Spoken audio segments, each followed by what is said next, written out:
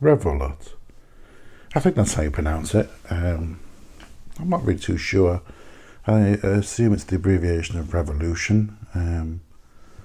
I'm sure, if I bothered, I could find out exactly how you pronounce it. A young friend introduced me to the product. It's essentially an app and a card, a debit card. And essentially how it works is if other people have the app, you can send them money instantly. You can spend the money using the card as you would any card, and you can change money on it into, you can have like a dollars, a sterling, a euro area. I don't know if it's called a vault or an account. You can link it to your bank account. You can top up with another debit card, credit card. I think debit cards are free. I think credit cards you might have to pay a fee.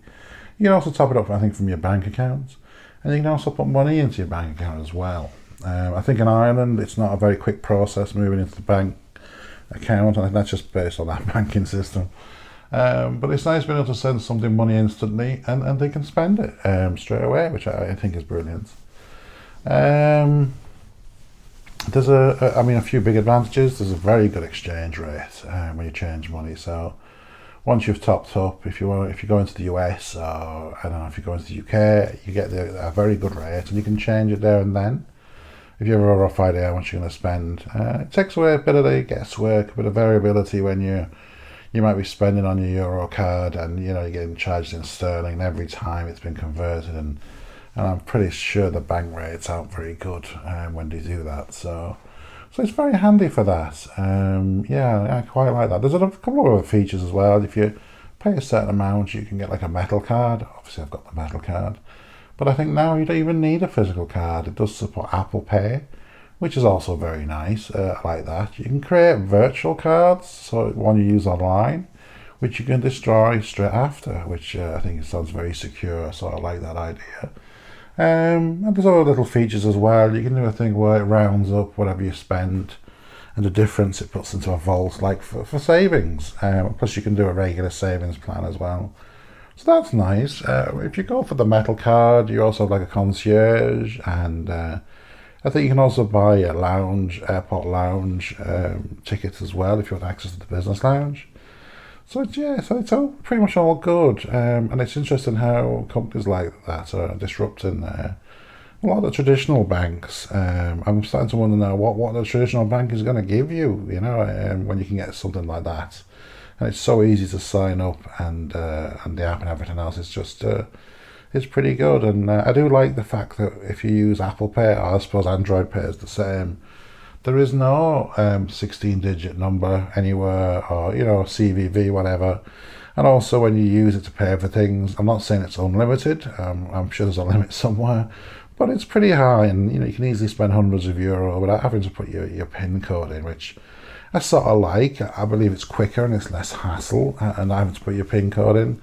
And I also think there's a bit of a security risk. If you take your PIN code in and someone sees it, and they might potentially clone your card and all that sort of stuff. So it's interesting to see how things are moving. And just talking about banks there, and what banks can offer. And I wonder, I was speaking to somebody in the electronic payments industry there who is pretty au fait with everything, how everything works and where things are heading. And there seems to be a consensus that maybe, and this is just maybe, Visa and MasterCard and networks could be on the way out. Currently, obviously, all the card transactions and stuff go through their networks. But we now have SEPA transfers, and I wonder how hard it would be for banks to use that network, to not use Visa or MasterCard at all, and cut out the middleman, I suppose.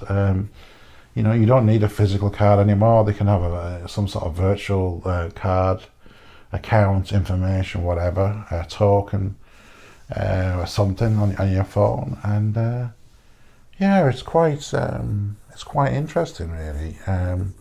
So I'll be interested to see now what Visa and MasterCard, and it's interesting that people like Apple now, and I think Facebook are coming up with some ways of doing things with currencies and stuff, which sound quite exciting. Cryptocurrencies, still not in the mainstream, still there's a bit of fear around them, but I think people are now more open to what would be considered less conventional ways for paying for things. I think we can all agree we want to be able to pay for things securely. We don't want our information to be stolen or for people to use our money and spend our money. But on the flip side, we want it to be easy.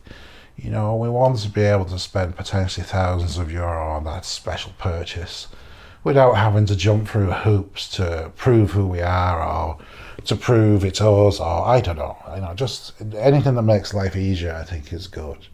And I'm certain now that, with the technology that's around, there should be no problem making it secure and making it extremely easy to use. And my hat goes off to Revolut, because I think, this truly could be the start of a revolution.